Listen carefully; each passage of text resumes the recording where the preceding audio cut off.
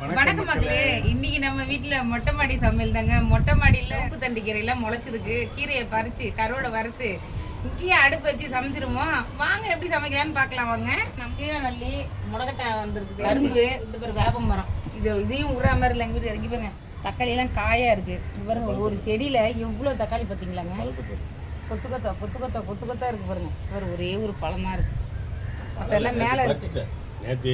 பழத்தெல்லாம் நேற்று பறிச்சாரு, நீ கீரை பறிக்க மட்டும் தான் வந்திருக்கோம்.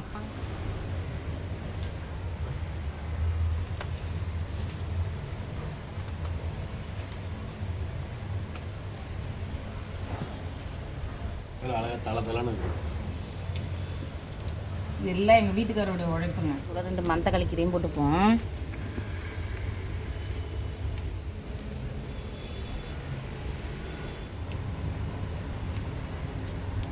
கீரை பறிச்சாச்சுப்பா. இப்போ கொஞ்சோண்டு மந்தக்காளி கீரை இருந்தது, சிவப்பு தண்டி கீரை இருக்குது. இப்போ இதை போட்டு அப்படியே நம்ம கடைஞ்சிடுவோம். அடுப்பு பற்ற வச்சு இங்கே தான் சமைக்க போகிறேன். மாமா மேலே போய் ஒரு 4 பச்சை மிளகா பறிச்சுன்னு வந்துருங்க.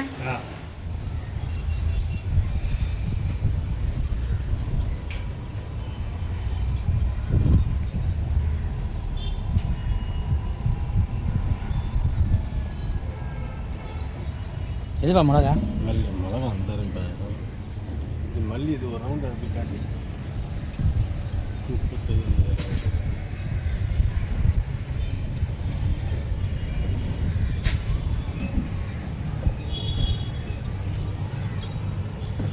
இதோ மிளகா கண்டுபிடிச்சிட்டோம்.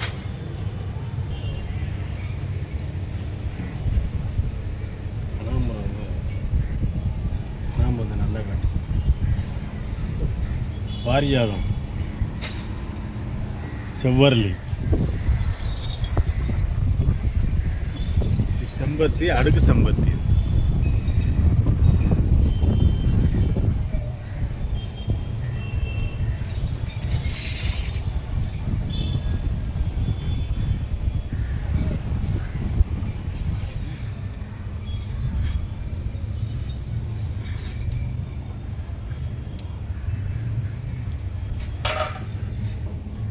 இப்போ சமையலுக்கு மட்டும் பறிச்சுக்கோங்க. சமையல் இப்போ சமையலுக்கு போதும். கருவேப்பிலைங்க, கொஞ்சம் கருவேப்பிலை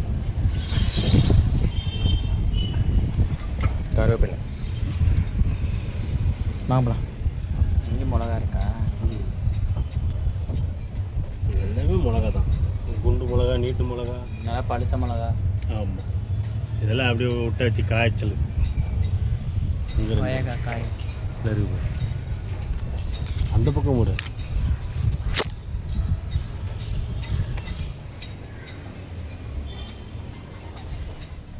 கருவேப்பிலை இருக்குது, பச்சை மிளகா இருக்குது. அடுப்பு பற்ற வச்சுக்கலாம்ப்பா. கொட்டவங்க வச்சுலாம் கிடக்கு அடுப்பு. கேஸ் இல்லைன்னா கவலைப்பட வேண்டியதில்லை. அடுப்பை பற்ற வச்சாச்சு. 2 சரட்டையை போட்டிருக்கேன். இந்த சட்டியை தூக்கி வைக்கிறேன். சட்டி காஞ்சோன்னா உலையை தூக்கி வைக்க வேண்டியதான். சாதமே இதில் தான் வடிக்க போகிறேன்.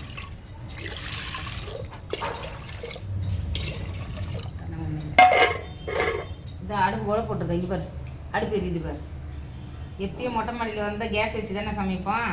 இந்த வாட்டி அடுப்பு வச்சு சமைப்போம். எல்லாருக்கும் கேஸ் தட்டுப்பாடில் இருக்குது. கடவுள் புண்ணியத்தில் நமக்கு அந்த தட்டுப்பாடெலாம் இல்லை. இருந்தாலும் இல்லாதவங்களுக்கு இப்படி சமைச்சிக்கலான்னு ஒரு ஐடியா கொடுக்கும். கீரை ஆஞ்சி எடுத்துட்டோம்பா. இங்கே நல்லா ஆஞ்சிட்டேன். ஃபுல்லாக அழகாக ஆஞ்சாச்சு. ஒரு தக்காளி அதில் இருக்குது. இந்த உலை கொதிக்குது. அரிசியை போட்டுருமா?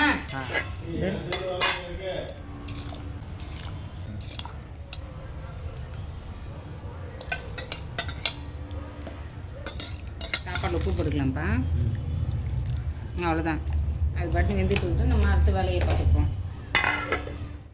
வீட்டில் நீங்கள் கிராமத்து விருந்து சாதம் கொதிக்குது பார்த்தியாப்பா? பாரு, 10 நிமிஷத்தில் கடன்னு சோறு அது பாரு. கேஸ் கூட இவ்வளோ சீக்கிரம் வேலையாகாது. இருக்குதா? நிறைய டீயும் வந்துச்சாம்மா. டீ பாப்பா போட்டு கொண்டு வந்தாப்பா. எனக்கு டீ வந்துச்சு.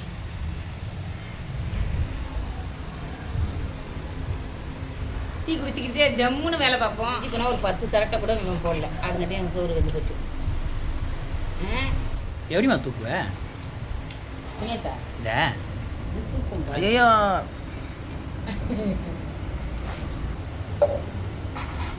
நல்ல வேலை மேலே இது போட்டதுனால கொஞ்சம் வெயில் தெரில.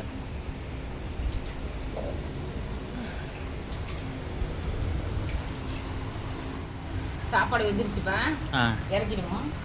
சரி, எப்படி இறக்குறேன் பாருங்க. இறக்கி வச்சுக்குவோம். ம்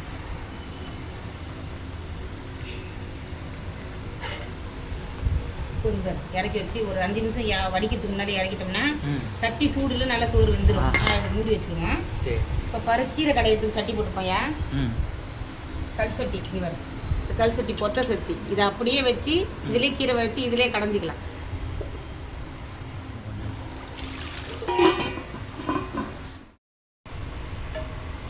அப்படியே காய்கறி அரியுது.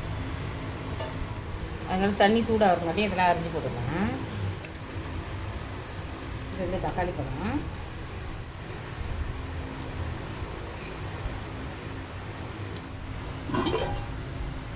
ஒரு தண்ணி ஊற்றி கொதிக்க வச்சுங்க இல்லையா, ம் 2 வெங்காயம், ஒரு 10 பல்லு பூண்டு, 4 பச்சை மிளகாய், 2 தக்காளி இதை போட்டுருவோம். அது வெந்துட்டுருவோம். அது வந்து போடுவோம். அப்புறமா கீரை போட்டுருவோம். சூடு வச்சோம்ல, எவ்வளோ அழகாக வந்துருச்சு. சரியா போச்சா? ஒரு 5 நிமிஷம் வடிக்கிறது மேலே எடுத்து வச்சு நல்லா பொசன்னு வந்துருச்சு.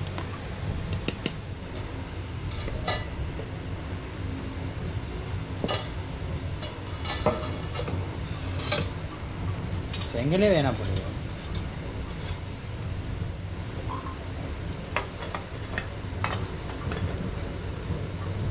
சரியா போச்சப்பா? ம் அவ்வளோதான். சாதம் சரி சரி. இங்கே தண்ணி என்னம்மா கொதிக்குது பாரு. கீரை அள்ளி போட்டுருமா? ம் கொதிக்கிற தண்ணியில் கீரையை போட்டிங்கன்னா டப்புன்னு கீரை ஆகிடும். நல்லா தண்ணி கொதிக்கும் போது கீரை போட்டிங்கன்னா அந்த எவ்வளோ கீரை போட்டாலும் அமுந்துடும். நெல்லிக்காய் சைஸில் புளிப்பா, சும்மா தவுளுண்டு என்ன அதையும் போட்டு எல்லாம் போட்டாச்சு. அது பாட்டுக்கு வெந்துட்டு இருக்கட்டும். வந்துட்டு கருவோட வேலையை பார்த்துட்டோம். சரியா? இப்படி தேய்ச்சோம்னா மேலே இருக்கிற சுண்ணாம்புலாம் வந்துடும். சுண்ணாம்பு, உப்பு,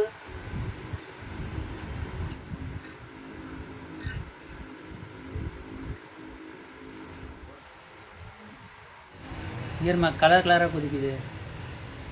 கீரை சிவப்பு கீரைலடா. இந்த ஆங்கிள் இந்த பக்கம் எப்படி இருக்கு தெரியுமா?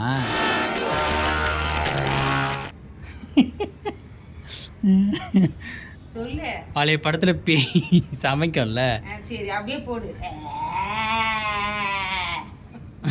அப்படிதான் இருக்கு. கீரை நல்லா வெந்துச்சுப்பா. கீரை ஏய் எதுவுமே போடலையாமா? தக்காளி வெங்காயம் போட்டோம்ல, ஆ அவ்வளோதான். தக்காளி கீரை வெங்காயம், அவ்வளோதானா? பூண்டு, ஆ தக்காளி, வெங்காயம், பச்சை மிளகாய், புளி, கீரை, இது எல்லாத்தையும் போட்டாலே அது இதுவாயிடும். வடகம் போடுத்தாதான் சரியா போயிடும். வடகம் போட்டியா? மீன் குழம்புக்கு புளி கூட்டுறையா, மீன் வாங்கிட்டு வந்துட்டாங்க அப்பா. சரி கருவாடுக்கு தண்ணி போட்டாச்சு. இப்போ மீன் குழம்பு தாளிச்சு விட்ருவோம். தாளிச்சு விட்டு மீன் ஆந்திக்கலாம்.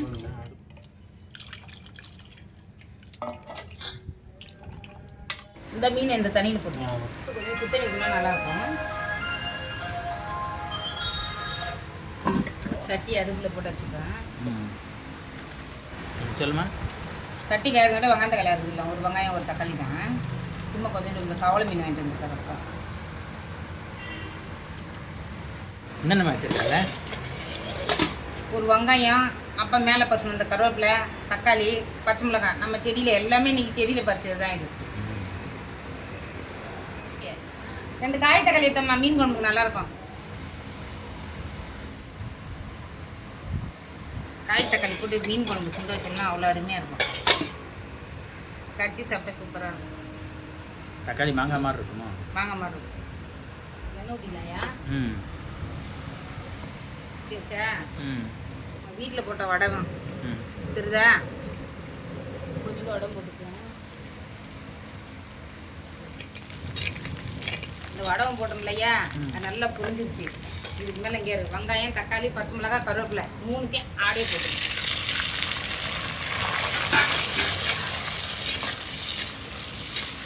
கொஞ்சோண்டு கல் உப்பு போட்டுக்கணும்.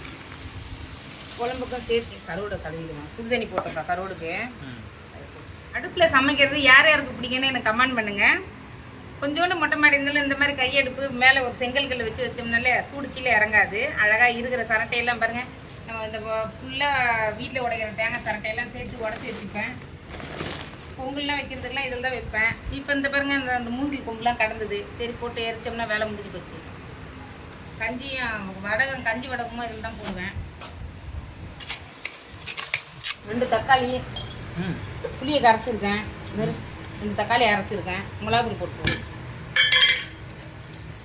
அதுதான் கட்டையும் காலி. நல்லா 4 அடி கட்டை காணா போச்சு. எப்பயும் செய்கிற மீன் குழம்பு தானே. புளியை கரைச்சிட்டு அது வெங்காயம் தக்காளி அரைச்சி ஊற்றிட்டு அவ்வளோதான். உப்பு போட்டியோ? உப்பு தான் அதில் போட்டுருல. அவளை வீட்டில் வச்ச மிளகாத்தூள் போட்டால் சிம்பிளான ஒரு மீன் குழம்பு. அதான் கொதிச்ச உடனே மீனை போடணும். கொதிச்சோடனே மீனை போட வேண்டியது.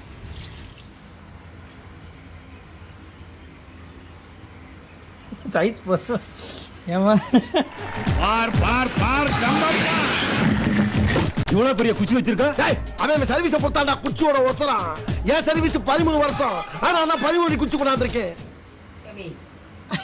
வல்லவனுக்கு புல்லும் ஆயுதம். முள்ளு எடுத்துடலாம். நான் முள்ளே திரும்ப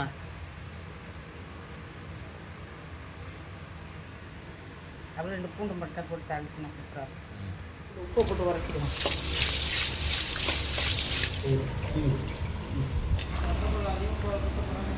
இன்னும் கொஞ்சம் நல்லா சூடு இதுவாட்டம். இப்படி வச்சுட்டு கீழே பிரிமின்னு வச்சுக்கிட்டு இப்படி கடையணும்.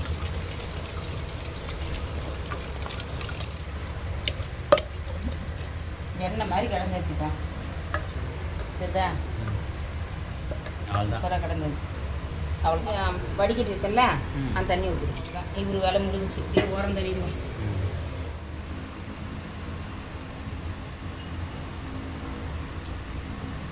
ஆஹா அருமை அருமை.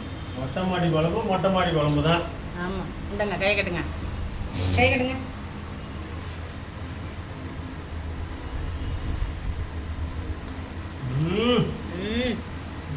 அப்படியே நம்ம தோட்டத்து பச்சை மிளகாய், நம்ம தோட்டத்து தக்காளி, நம்ம தோட்டத்து கருவேப்பிலையா. என்னதுமா மீன் போட்டுருவோம். மேலே நல்லா சுண்டி வந்துச்சு எண்ணெய். தெரியுதா? இங்கே இருக்கு சைட்லாம் எண்ணெய் கக்குச்சா. சோப்பாக இருக்கு. சோப்பாக எண்ணெய் வந்துச்சா. அவ்வளோதான். மீனை போட்டு ஒரு 5 நிமிஷம் ஜாலியாக. காற்று அந்த பக்கம் வச்சா நல்லா இருக்கும். கண்ணிலே அடிக்குது. மீன் போட்ட உடனே கரண்டி போட்டு கிண்டி விட்டுருணும். 4 பக்கமும் போகிற மாதிரி. அதுக்கப்புறம் கிண்டி விட்டுருங்க. நல்லா இருக்காது. கிண்டி விட்டுருலாம். பூண்டு அப்படியே இருக்காம தான் இருக்கு.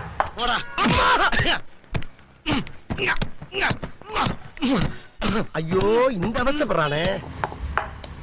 அவ்வளோதான்.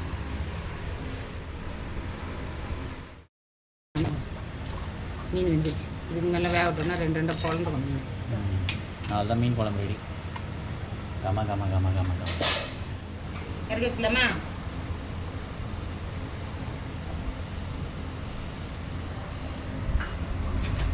அவ்வளோதான்.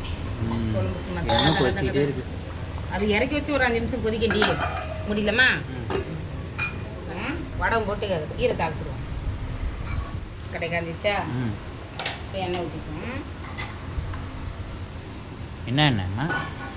கடலை எண்ணெய். கீரைக்கும் கொஞ்சோண்டு வடகம் போட்டுக்குவோம். சூப்பராக இருக்கும்.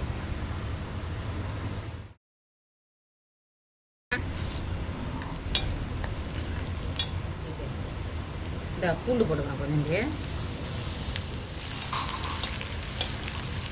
அதுதான் ரெடி.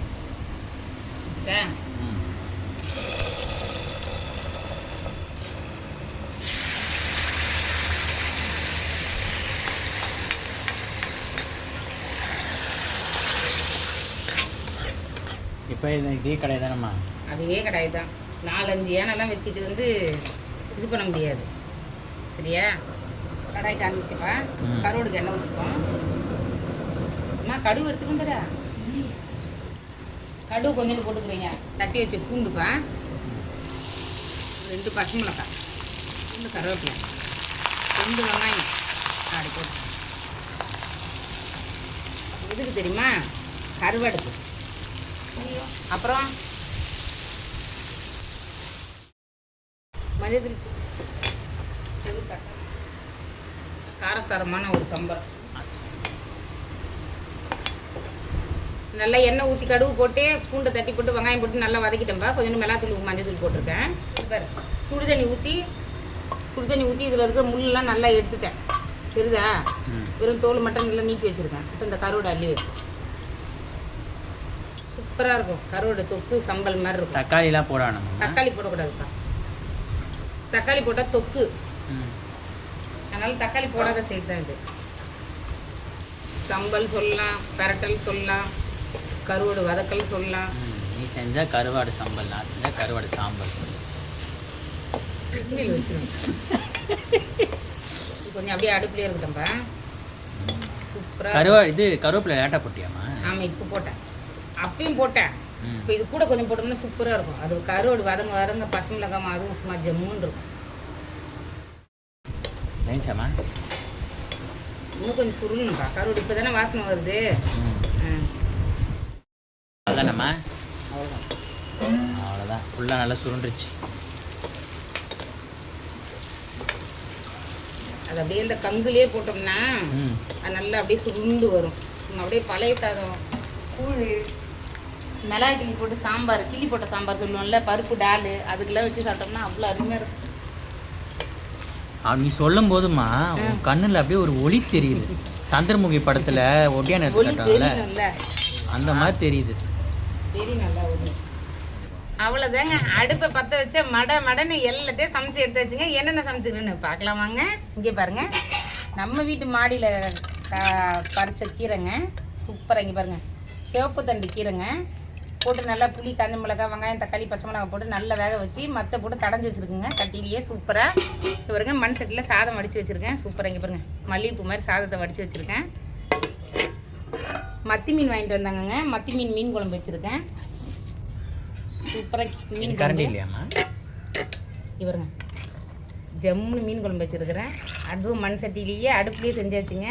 சூப்பராக கருவாடு, வாழை கருவாடு சம்பல் பண்ணியிருக்குங்க. வெங்காயம், பச்சை மிளகாய் போட்டு இப்படி சூப்பராக. அங்கே பாரு. அவ்வளோதாங்க. வாங்க மக்களே, சாப்பிட்லாம். கால் இருக்கு, செம்மையாக இருக்கு. நல்லா இருக்காங்க. நல்லா அப்படி பச்சை பசங்க உட்காந்து சாப்பிட எவ்வளோ நல்லா இருக்கு. 2 மீன் வச்சுருக்கேன்.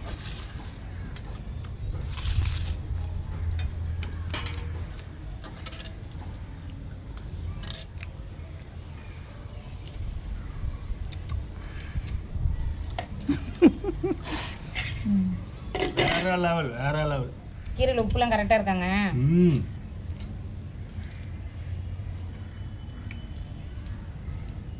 ஆஹா, கீரை என்ன டேஸ்ட் பார்த்தீங்களா? இந்த மீனெல்லாம்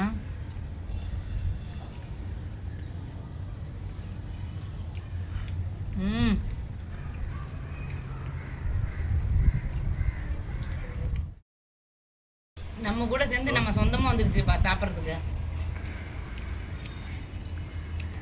டெய்லி மொட்டை மாடி வந்து சாப்பிட்டா சூப்பராக இருக்கும். அவங்க என் தாத்தா, இவங்க என் பாட்டி. சாப்பிடுங்க. எறாவது இது கருவாடா? அன்னையோட இன்னைக்கு கீரை எவ்வளோ அருமையாக இருக்கு பார்த்தீங்களாப்பா.